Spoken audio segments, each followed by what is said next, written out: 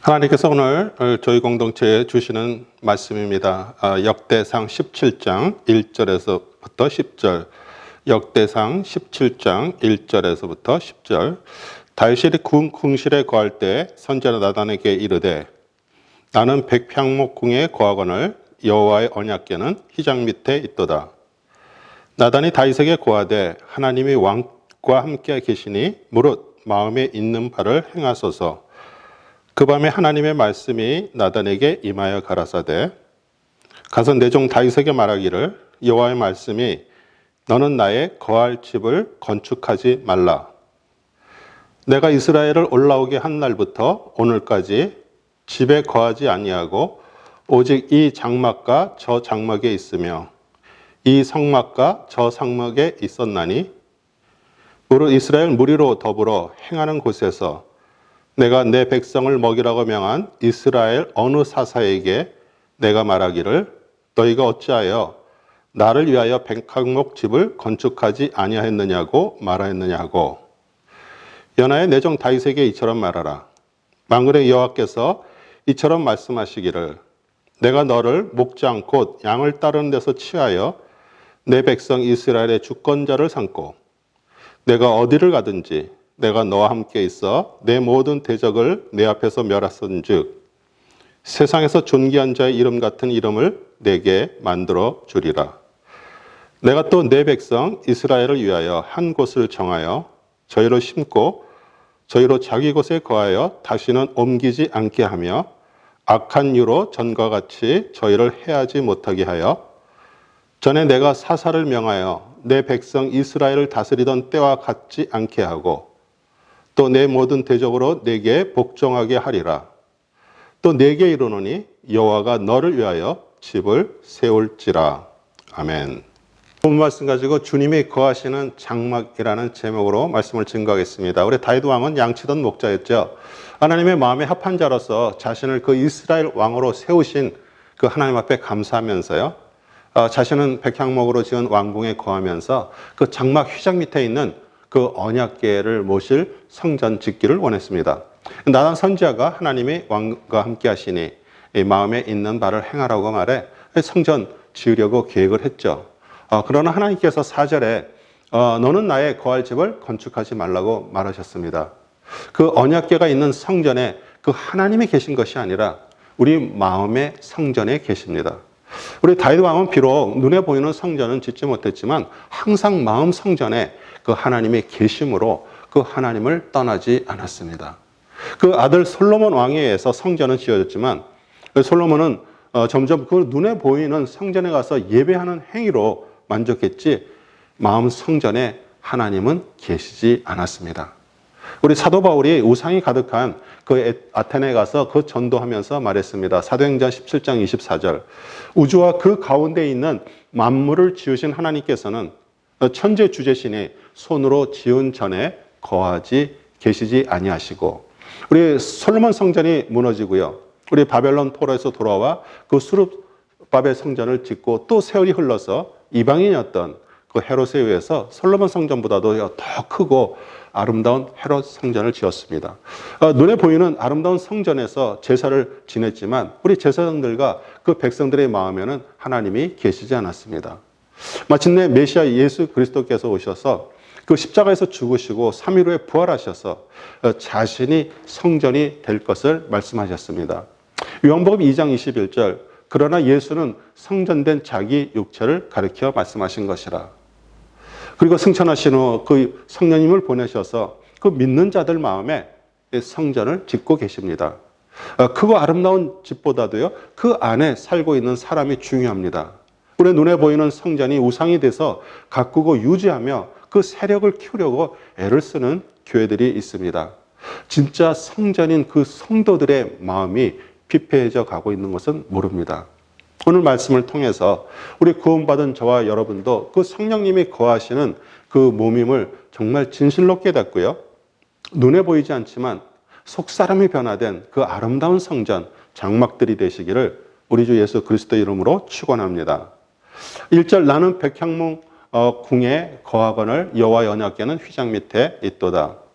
우리 다윗은 여호와 하나님의 정말 전적인 도움으로 왕의 자리에까지 오르게 하신 그 하나님을 주변 나라와 그 만방에 정말 위대하심을 알리기 위해 크고 아름다운 성전 짓기를 원했습니다. 인간적인 관점에서 자신은 백향목으로 지은 그 궁궐에 살고 있는데 여호와는 천막 그 텐트에 계신 것이 송구스러웠죠. 그래서 나단 선지자에게 자신의 뜻을 말했고, 나단 선지자 역시 2절에 하나님이 왕과 함께 계시니 무릇 마음에 있는 바를 행하소서라고 조언을 해 주었습니다. 우리 사울 왕에서 쫓겨 피해서 다닐 때 정말 어려움이 있을 때마다 나오는 문장이 있습니다. 여호와께 여짜오되, 여호와께 여짜오되. 그 이스라엘 왕에 오른 다윗 왕은 점점 그 여호와의 뜻을 알지 못하고요, 왕실 선지자 나단과 그 갓 선자를 통해서 뜻을 전달받았습니다. 3절, 4절. 그 밤에 하나님의 말씀이 나단에게 임하여 가라사대, 가서 내 종 다윗에게 말하기를 그 여호와의 말씀이 너는 나의 거할 집을 건축하지 말라. 다윗은 하나님께 성전을 지어드리면 당연히 기뻐하실 줄 알았는데 거절당했습니다.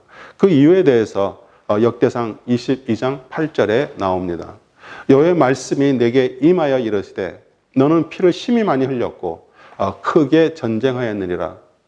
내가 내 앞에서 땅에 피를 많이 흘렸은즉 내 이름을 위하여 성전을 건축하지 못하리라. 하나님은 다윗 왕은 성전을 지을 재료들을 준비하게 하고요, 그 아들 솔로몬에게 성전 짓는 것을 계획하셨습니다. 우리 눈에 보이는 성전은 영원하지 않습니다. 우리 성전을 위대한 그런 건축술을 사용해서 웅장하게 아름답게 지었어도요, 그 성전 안에 그 하나님의 영, 성령님이 운행하지 않으면 정말 하나의 건물에 불과합니다. 우리 바벨론의 침략으로 인해서 그 예루살렘 성과 성전이 파괴되었다가 70년이 지나 포로 생활에서 돌아온 유대인들이 수룹바벨 성전을 짓고요, 그 솔로몬 성전을 보았던 그 아버지 세대들이 그 수룹바벨 성전의 초라함에 눈물을 흘렸다라고 기억하고 있습니다. 세월이 흘러 메시아 예수님이 오시기 바로 전부터 오히려 이방인이었던 이두메 사람 헤롯 왕이 그 자신의 왕위가 정통성이 없기에 그 유대인 백성들에게 인간적으로 한심을 사려고 성전 공사를 계속하고 있었습니다. 우리 중세시대를 거치면서요, 수많은 성당들이 건축되어 위용을 자랑하지만 우리 세월이 흘러 그 아름다운 건축물로 관광 명소가 되었습니다. 그래서 오늘 제목처럼 주님이 거하시는 장막이 중요합니다. 그것이 5절입니다. 내가 이스라엘을 올라오게 한 날부터 오늘날까지 집에 거하지 아니하고 오직 이 장막과 저 장막에 있으며 이 성막과 저 성막에 있었나니. 그 눈에 보이는 솔로몬 성전, 헤롯 성전은 우리 사람들에게 경외감을 불러일으키고요, 세상 사람들에게 그 유일신 하나님의 그 위대함을 보여주지만 그 실제 성전인 그 사람들의 마음을 차지하지는 못합니다. 우리 장막 텐트는 성전 건물에 비해 초라하지만 우리가 뿌리 내릴 곳은 이 세상이 아니라 그 하늘 본향임을 나타내고요, 우리의 그 육신의 장막을 비유합니다. 우리 하나님께서 이방 선교를 사용하신 우리 사도 바울도요, 그 육신적인 가시 병이 있었지만 우리 그리스도를 소유한 그 하나님의 성전으로 쓰임받고 자신의 몸을 장막집이라고 표현했습니다. 고린도후서 5장 1절, 만일 땅에 있는 우리의 장막집이 무너지면 하나님께서 지으신 집, 곧 손으로 지은 것이 아니요 하늘에 있는 영원한 집이 우리에게 있는 줄 아나니. 아멘. 우리 하나님이 거하시기를 원하는 것은 건물이 아니라 우리 육체 속에 성전 삼고 거하며 동행하기를 원하십니다. 유대인들의 환심을 사기 위해 46년 동안 짓고 있던 그 헤롯 성전은 유대인들에게 우상이었습니다. 얼마나 아름다웠으면 그 예수님을 3년 넘게 따라다녔던 제자들까지 감탄을 하며 말했습니다. 마태복음 24장 1절 2절에 예수께서 성전에서 나와서 가실 때 제자들이 성전 건물을 가리켜 보이려고 나오니 대답하여 가라사대 너희가 이 모든 것을 보지 못하느냐? 내가 진실로 너희에게 이르노니 돌 하나도 돌 위에 남지 않고 다 무너뜨리우리라. 저는 무교회주의자가 아닙니다. 우리 구약시대의 그 성전이 지금 교회로 대체되었는데 교회는 건물이 아니라 에클레시아, 우리 세상에서 불러냄을 받은 그 무리들을 말하므로 우리 모여있는 그 하나님의 사람들을 말합니다. 왜 기독교가 종교로 변절됐습니까? 우리 구약시대처럼 그 성전 중심으로 제사 지내던 그 종교의식이 교회 건물 중심으로 바뀌었기 때문입니다. 주일날 성전된 우리 성도들이 같이 모여서 하나님께 찬양을 하고 예배드림으로 그 한 공동체임을 확인하고요. 그 성령님의 운행하심이 일어난다면 우리 천막이나 창고나 모두 하나님의 예배 장소입니다. 6절 하반절에 이스라엘 어느 사사에게 내가 말하기를 너희가 어찌하여 나를 위하여 백항목 집을 건축하지 아니하냐고 말하였느냐 하고, 하나님은 유대 백성들이 그 자신을 왕으로 삼고 제사장들을 통해서 백성들이 그 자신들이 있는 곳에서 말씀을 의지하며 살기를 원하셨고요. 대적자들이나 그 이웃나라의 침략이 있을 때 그 사사를 세워서 물리치기를 원하셨습니다. 우리 사사시대에 우리 실로의 언약궤가 장막 속에 있었습니다. 이스라엘 백성들은 자신들이 그 눈에 보이는 왕을 원해서 우리 사무엘을 통해서 사울 왕을 주셨지만 그 하나님을 따르지 않는 그 왕 때문에 백성들은 엄청난 고통을 당했습니다. 하나님에 의해서 통치를 받던 그 신정 국가에서 인간 왕으로 통치받는 나라로 변모했죠. 그러나 하나님의 마음에 합한 자 다윗을 통해서 하나님은 다시 백성들을 통치하시기를 원하셨습니다.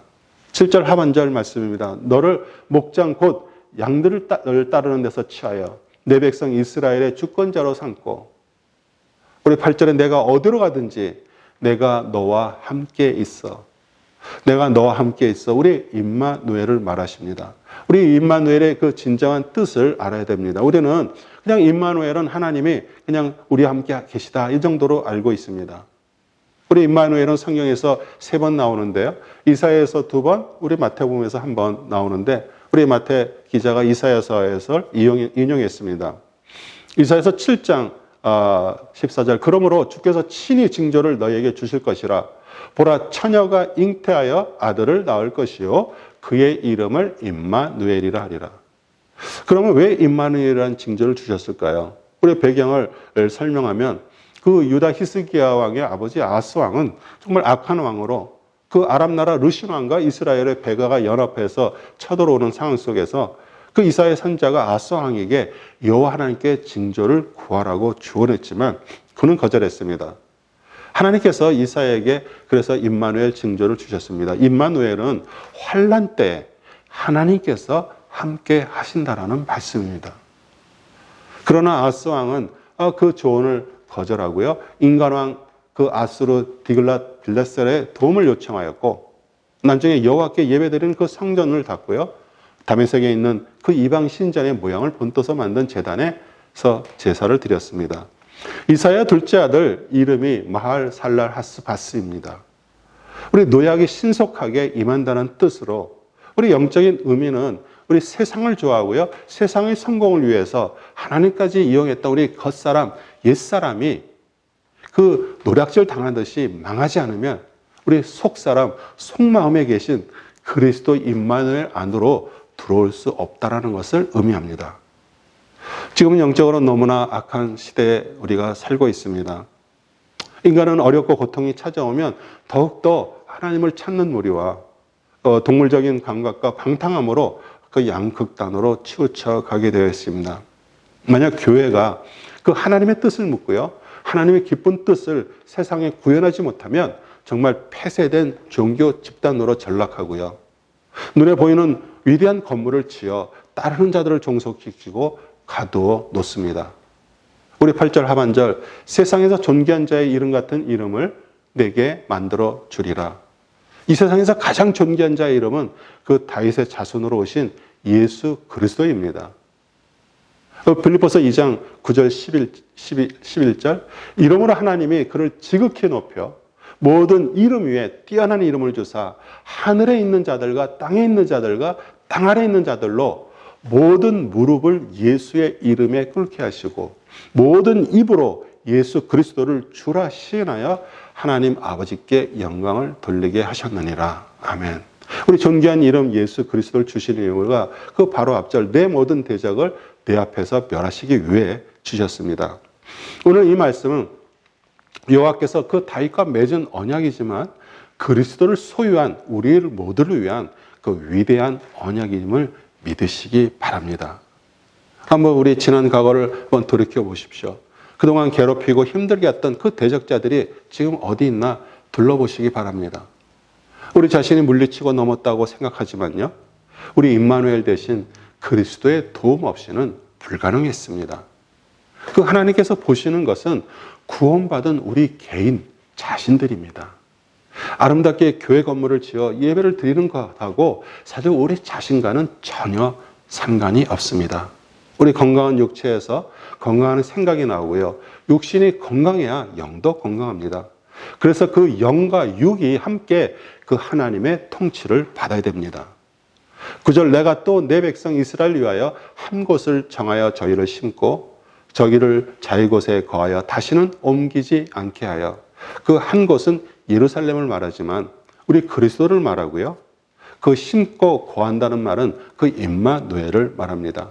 우리 주님이 거하시는 장막은 성전된 우리의 몸이고요. 그리스도와 함께 드리는 예배 장소이고요. 점점 변화되어가는 이 속사람을 말합니다. 교회 성전이 눈에 보이는 세력의 신, 우상을 따라가는 것을 우리는 심심찮게 봅니다. 어느 대형교회 예배 실황을 잠깐 보았는데 앞줄 가득히 그 몇백 명쯤 되는 그 장로님들이 같은 색깔의 정장 차림으로 목사가 아멘입니까? 이렇게 물어보니 똑같이 오른손을 동시에 들고 아멘! 이렇게 외치는 그 장면을 보고요. 북한이나 정말 중국 공산당 연례회를 떠올리게 했습니다. 10절 하반절 또 내게 이르노니 여호와가 너를 위하여 집을 세울지라. 여호와께서 그 세울 집은 그 왕위를 이을 자손 즉 가문을 말합니다. 우리 솔로몬에게 여호와께서 하시는 말씀이 13절입니다. 나는 그 아비가 되고 그는 나의 아들이 되리니 나의 자위를 그에게서 빼앗지 아니하기를 내가 내 전에 있던 자에게서 빼앗은 것 같이 하지 않을 것이며. 우리 이 말씀을 통해서 우리 자녀들에게 정말 육신의 아비로서 우리 신앙을 물려주고요. 이제 그 영이신 그 아버지께서 하나님께서 그 자녀들을 다스리고요. 그 자녀들의 마음속에 성전을 짓고 우리 살아가기를 우리 자녀들을 위해서 기도하시기를 바랍니다. 성경은 우리의 거울이 되어 그 솔로몬 시대 그 한 시대를 지나면서 그 아들 르호보암 시대에 벌써 빼앗김이 되는 것을 배우게 됩니다. 왜냐하면 주님이 거하시는 장막이 돼서 마음의 성전화가 되지 못한다면 우리 자신이 왕이 돼서 오히려 하나님을 대적하는 자가 되기 때문입니다. 요한복음 1장 14절 말씀이 육신이 되어 우리 가운데 거하심에 우리가 그의 영광을 보니 아버지의 독생자의 영광이요 은혜와 진리가 충만하더라 라고 했습니다. 우리 거하심에 우리 헬라어로 에스케노센 그 천막을 치다 야영하다 거주하다라는 뜻으로 우리 구약에서 장막을 치고 살면서 성막에 여호와께서 거하시는 것을 가리킵니다. 이것이 바로 임마누엘입니다. 우리 사랑하는 성도 여러분, 주님이 여러분 안에 장막을 짓고 생명처럼 살고 계십니까? 그리스도가 장막 속에서 살아계심으로 우리 겉은 점점 후패해도요, 속은 거룩하게 아름답게 변화되고 있습니까? 올 한 해 말씀을 양식으로 삼아 변화된 그 모습을 보고 우리 자녀들로부터 엄마 아빠가 예전 같으면 성질내고 짜증내고 변명했을 텐데 진짜 변했네요 라는 그런 말을 듣는 우리 모두 되시기를 우리 장막의 주인 되신 우리 주 예수 그리스도의 이름으로 축복합니다. 아멘.